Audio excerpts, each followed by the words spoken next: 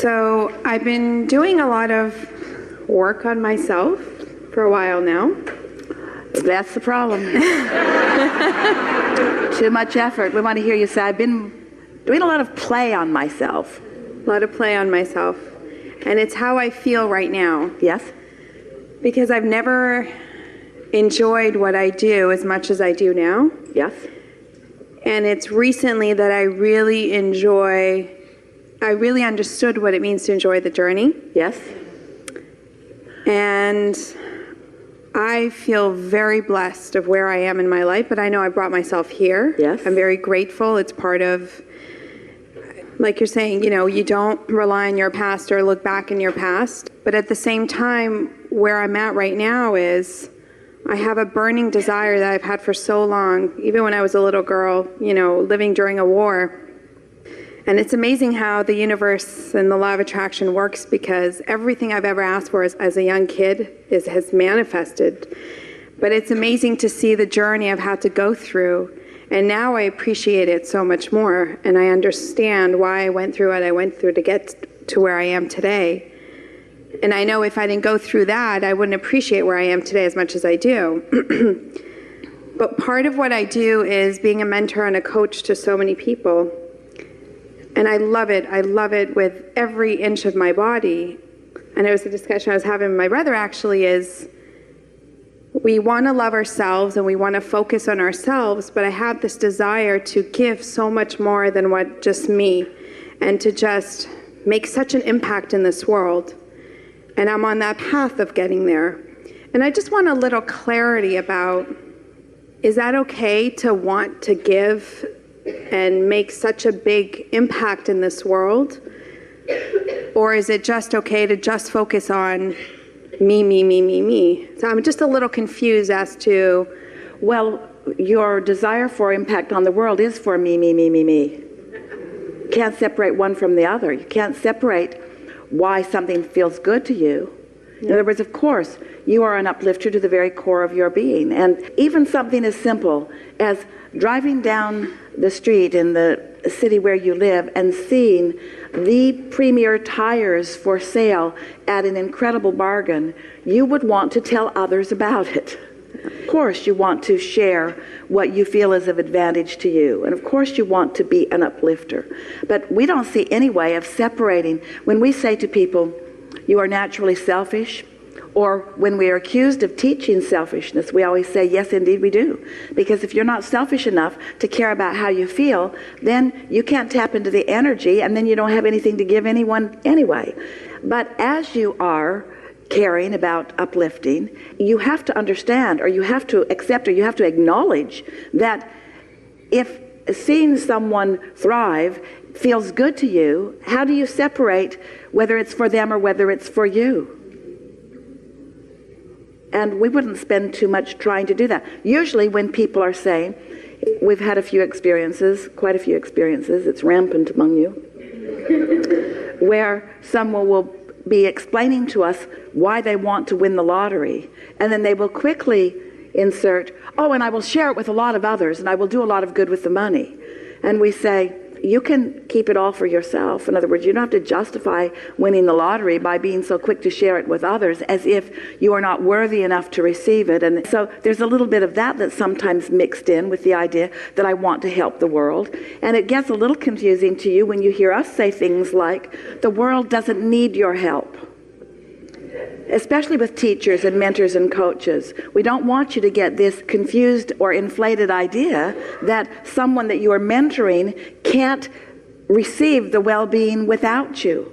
You are at best an example of someone who knows how to tune in, and you can't tune in for them. So everyone has to do it for themselves, no matter how effective we are at explaining it. We are really good at this.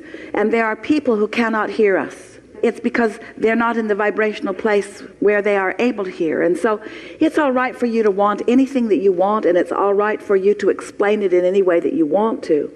We just don't want you to feel like you need to justify the well-being that comes to you by serving others, because no one can stop serving others, and no one can stop being served by others, and no one can stop benefiting. You couldn't even be who you are if it were not for the others with whom you share your planet. Everything that you're about is this perfectly balanced place.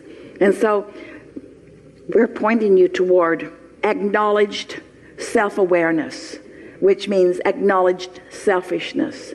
And we think it is a wonderful thing when you are so selfish that it makes you feel good when others feel good. Not a bad place. And I learned that a lot from my 2.5-year-old daughter, who's the most aligned person I know. But I know you mentioned before about children, and I'm learning to be more patient, and I'm learning to see her as an individual with her own everything. And I try my best to be in the vortex before I have that, relationship or whatever situation it is. But sometimes you're stuck in a situation where you don't have time to get into the vortex, and they need you now. And I'm not talking about dangerous situation. I'm just talking like, Mommy, I need you right now, but you're not completely where. So what There's happens? never a time that you don't have time to get into the vortex. There's never a time that you don't have time. There are times that it is unlikely that you will. Yes. And my other thing It just has to be a higher priority. Okay. When you say sometimes you are experiencing difficulty with patience, like what? If I've had a bad day, which now I'm a lot more Well, then aware. just give it up. Say to your child, I've had a bad day. It's not going to be fun to be around me, so I'd go find other things to do and other people to be with. Because anything you do with me is not going to go well, and you're going to probably get blamed for a whole bunch of stuff that's not your fault. That's a good one. Yeah. So make yourself scarce. Thank God I don't have as many bad days as I used to. And I've learned recently to love where I am even when I'm not feeling good, because I know that it's just part of Well, the that's process. crazy talk. But not beating myself over, just... But you can't love where you are when you're out of the vortex. Those two things do not go together. We agree not to beat up on yourself about it, certainly. Yes. But to say, I love myself in this foul mood that I am, will only exacerbate it more, because you're not in love with your disconnection. You might be aware of it. You might be feeling compassion for yourself, as your inner being does, because your inner being is certainly not blaming you or pushing against you. Your inner being is understanding, you see. Sometimes people use words that defy how they really feel. Yeah.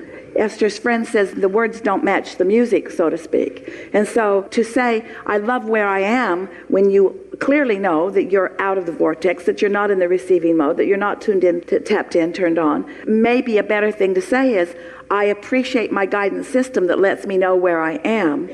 And while I may not be able to do that much about it right now because of whatever momentum has been taking place, I certainly can do something about it while I sleep and wake up looking for something more.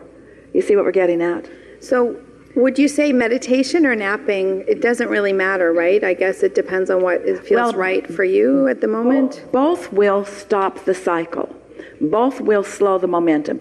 Meditation is more productive because when you meditate and your vibration raises, you actually have the experience of moving with your vibration as it raises.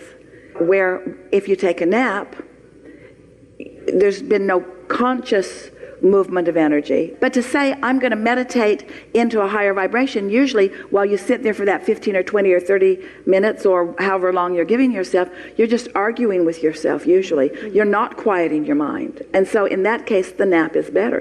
Whatever it takes to stop the momentum. Okay. Sometimes, from your experience with children, sometimes you can just distract them by holding something shiny up over here. And so it's the same process that you do with your 2-year-old.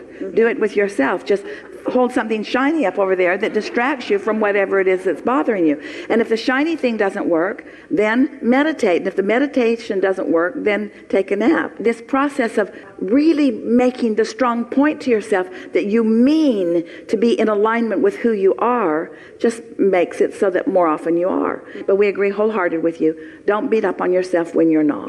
Yeah.